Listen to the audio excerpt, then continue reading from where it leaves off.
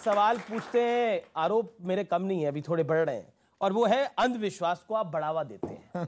वो कहते हैं अब अंधविश्वास को बढ़ावा देते हैं, आप लोगों को अपने ऑरा में उलझा देते हैं और फिर उनका धर्म परिवर्तन करा देते हैं। पहली बात तो हम धर्म परिवर्तन नहीं कराते, दूसरी बात हम कोई अंधविश्वास नहीं फैलाते हैं। इस देश में चादर चढ़ाना श्रद्धा है, इस देश में कैंडल जलाना श्रद्धा है, इस देश में वो हलीउल्लाह कह के एक व्यक्ति को पकड़कर 25 व्यक्ति में करंट लग जाना श्रद्धा है, लेकिन हनुमान चालीसा का उपाय बताना अंधविश्वास हो गया है। अद्भुत देश है ये मुंह लोग लाते कहां से? अद्भुत विचारधारा है लोगों की। हमने कभी ये नहीं कहा कि हम ईश्वर हैं, हमने कभी ये नहीं कहा कि हम चमत्कारी हैं। हम आज कहते हैं हमारे पास कुछ भी नहीं, हनुमान जी के पास सब कुछ, लेकिन इतना कहते हैं कि अगर आप कहते हो कि कुछ होता नहीं है तो गीला करके भेजेंगे।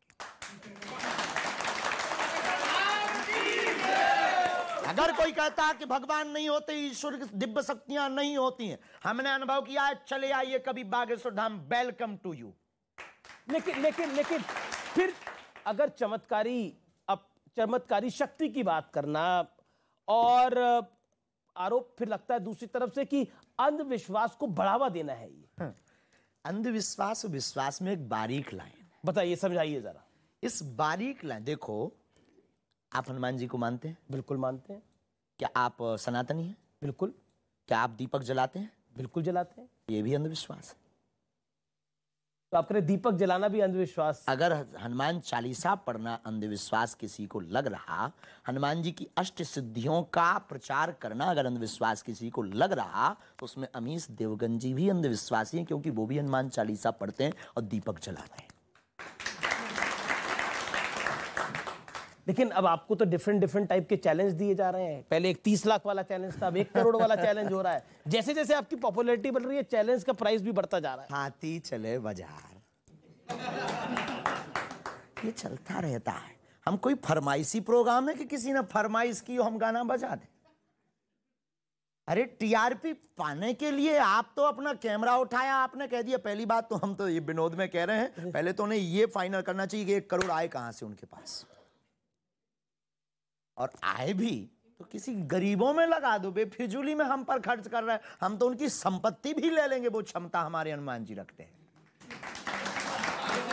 तो ये चैलेंजर क्यों खड़े हो रहे हैं? चैलेंज खड़े नहीं हो रहे हैं, खड़े करवाए जा रहे हैं। उनको भी फेमस होना है बेचारों को, उनकी भी मजबूरी होना। कौन पूछेगा? बागेश्वर धाम के नाम से उनके भी बाल बच्चे पलने वाले हैं ना।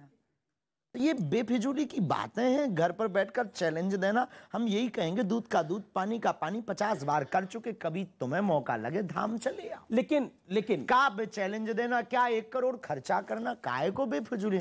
आकर दान देना, हम बेटियों का विवाह कर देंगे साहब। अगला सवाल मेरा, क्योंकि आप बार बार बोलते हैं कि देखिए ये हिंदू राष्ट्र की बात है और मैं कोई चमत्कारी नहीं हूं, लेकिन आपकी तरफ से ऐसी भावना चली जाती है कि आप बीमारों का इलाज कर देते हैं, तो फिर दूसरी तरफ से कहा जाता है कि अस्पताल बंद कर दीजिए, धीरेन्द्र शास्त्री के पास ही चलिए सब लोग। ठीक उल्टी बातें लोग बोलते हैं। हनुमान चालीसा में है, नासे रोग हरे सब। अब हमारा इस चौपाई पर भरोसा है और किसी का है, और ये चौपाई अगर चमत्कार कर देती है, इसमें दोषी हम क्यों? तुलसीदास जी के ऊपर आरोप लगाइए। हम नहीं कह रहे, हमने तो जो पढ़ा है, जो अनुभव किया, धर्म शिक्षा का विषय नहीं है, धर्म ध्यान का विषय है। और जो ध्यान करेगा वो धर्म को समझेगा, वो मानेगा, जो जानेगा वो अनुभव करेगा। हमने तो अनुभव किया, उस अनुभव को हम प्रस्तुत कर देते हैं। हमारी ऋषि परंपरा है, चरक की परंपरा है, ध्वनि चिकित्सा का वर्णन हमारे वेदों में है, उपनिषदों में है। हमारे पास ध्वनि चिकित्सा है, मंत्र चिकित्सा है, और हम कभी भी डॉक्टर के खिलाफ नहीं है। इसीलिए तो कैंसर हॉस्पिटल की घोषणा हम पहले कर